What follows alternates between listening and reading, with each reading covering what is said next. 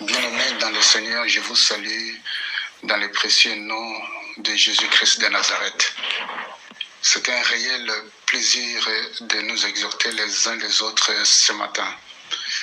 Le Seigneur a permis que vous puissiez écouter cette édification, quel que soit les moments que vous traversez, les moments difficiles que vous puissiez avoir dans votre vie ou pendant un certain temps. Raison pour laquelle ce matin, nous allons parler d'un thème aussi important qui est au-delà du découragement. Au-delà du découragement. Jésus-Christ, qui est notre Seigneur lui-même, nous encourage en disant que votre cœur ne se trouble point. Croyez en Dieu et croyez en moi. Jean chapitre 14, verset 1. Il ajoute également, je vous laisse la paix, je vous donne ma paix, je ne vous donne pas comme le monde donne, que votre paix ne se trouble point et ne s'alarme point. Jean chapitre 14 au verset 27. Bien-aimés dans le Seigneur, nous savons tous la vraie arme que l'ennemi utilise, c'est de nous amener à nous décourager. Et très souvent, bien-aimés dans le Seigneur, le découragement nous donne envie d'abandonner. Mais je vous exhorte ce matin, bien-aimés, de ne pas abandonner, de pouvoir résister au découragement. Attache-toi à Dieu et quelle que soit la situation qui peut se présenter. C'est vrai que la nuit que Dieu a faite, cette nuit ne dure que pour un temps et la lumière finit toujours par apparaître. Je voudrais ce matin, bien-aimés, voir et comprendre quelques pistes qui vont nous permettre d'aller au-delà du découragement. Et raison pour laquelle j'ai pris un passage de la Bible, c'est dans Marc, nous allons prendre un exemple, c'est dans Marc chapitre 2, du premier verset jusqu'au 5e verset. Marc chapitre 2, du premier verset jusqu'au 5e verset, je lis. Et quelques jours après, Jésus revient à Capernaum. On a appris qu'il était à la maison. Et il s'assembla un si grand nombre de personnes que l'espace devant la porte ne pouvait plus les contenir. Il leur annonçait la parole. Des gens vinrent lui amenant un paralytique porté par 4 personnes, souligné porté par 4 personnes. Comme ils ne pouvaient l'aborder à cause de la foule, ils découvrirent le toit de la maison où il était. Et ils descendirent par cette ouverture les lits sur lesquels le paralytique était couché. Jésus-Christ, voyant leur foi, dit au paralytique, « Mon enfant, les péchés te sont pardonnés. » Amen. Bien-aimés dans le Seigneur, ce qui nous intéresse dans ces passages, on parle, comme je venais de dire, de pouvoir souligner, on nous parle de 4 personnes. Et dans la chiffrologie de Dieu, je voudrais vous rappeler, bien-aimés, que le chiffre 1, c'est le chiffre de Dieu, c'est le chiffre du commencement. Et le chiffre 2, c'est le chiffre du témoignage. 3, c'est le chiffre de la divinité. Et 4, c'est ce qui nous intéresse, c'est le chiffre de la délivrance. 5, c'est le chiffre de la grâce. 6, c'est le chiffre de l'homme. 7, c'est le chiffre de la perfection.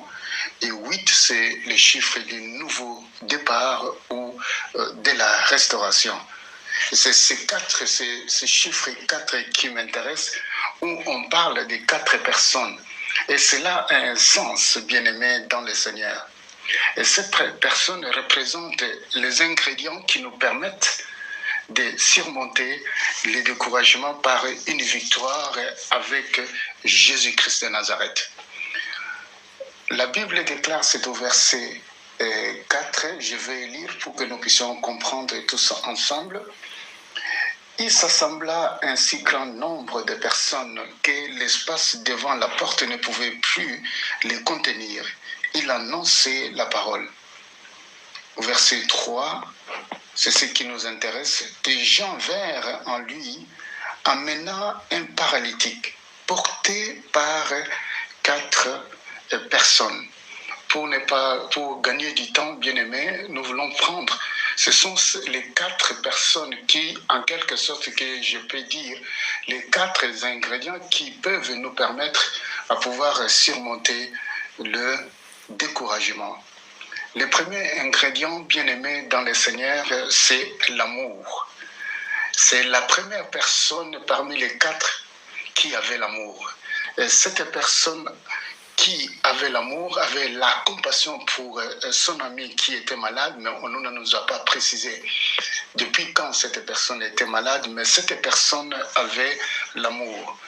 Et cette personne remplie d'amour, il pouvait surmonter toutes les épreuves pour amener leurs amis chez Jésus-Christ de Nazareth, afin que cette personne puisse être guérie par le Maître de la guérison qui est Jésus-Christ de Nazareth. Raison pour laquelle, bien-aimé, la Bible déclare: or, l'espérance ne trompe point, parce que l'amour de Dieu est répandu dans nos cœurs par le Saint-Esprit qui nous a été donné. Alléluia. Romains chapitre 5, verset 5. Nous pouvons dire le premier ingrédient ou la première personne qui avait apporté le paralytique, c'est l'amour. Le deuxième ingrédient ou la deuxième personne qui est la foi. La Bible déclare: la foi vient de ce qu'on entend, et ce qu'on entend, c'est la parole de Dieu. Dans ce passage que nous venons de lire, il est écrit quelque part dans le passage, il est dit: on a appris qu'il était à la maison. Qui il était? C'est Jésus-Christ qui était à la maison, au verset 1. Donc, la deuxième personne qui avait la foi, la deuxième personne qui a entendu parler de Jésus, Jésus le roi des rois, Jésus qui guérissait, Jésus qui ressuscitait les morts, Jésus qui faisait marcher les paralytiques, et Jésus-Christ était à la maison.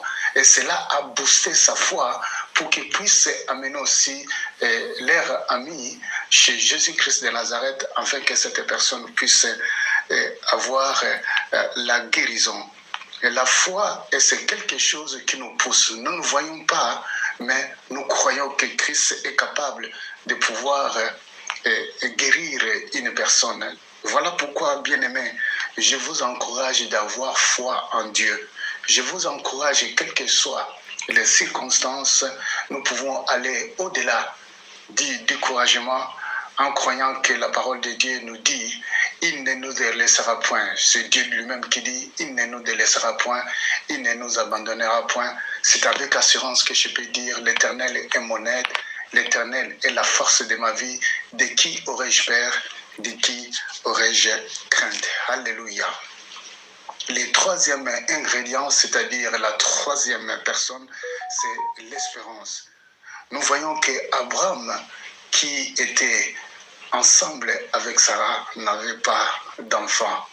Or, nous savons que non, Abraham a cru à Dieu, et Dieu lui avait fait cette promesse qu'il va lui donner un héritier. Dieu qui donne, c'est la parole de Dieu qui déclare: Dieu qui donne la vie aux morts et qui appelle les choses qui ne sont point comme si elles étaient. Espérant contre toute espérance, il crie et devint ainsi le père d'un grand nombre de nations. Et sans faiblir dans la foi, il ne considéra point son corps comme étant aisé, il ne douta point par incrédulité au sujet de la promesse de Dieu, mais il fut fortifié par la foi, donnant gloire à Dieu et ayant la pleine conviction: ce qu'il promet, il peut aussi l'accomplir.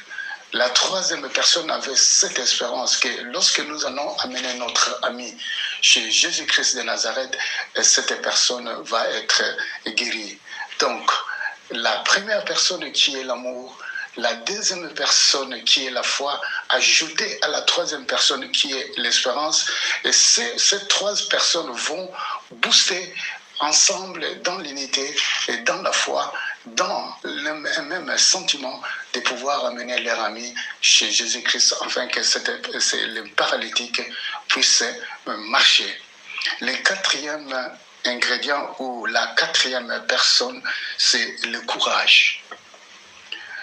Le courage qui est le côté positif de Dieu, c'est lui qui est l'élément motivateur de l'action de ces 4 personnes. À cette époque, je voudrais vous rappeler que les toitures palestiniennes étaient plates. Et cette personne qui est la quatrième personne a eu l'audace, sans se soucier du propriétaire de la maison.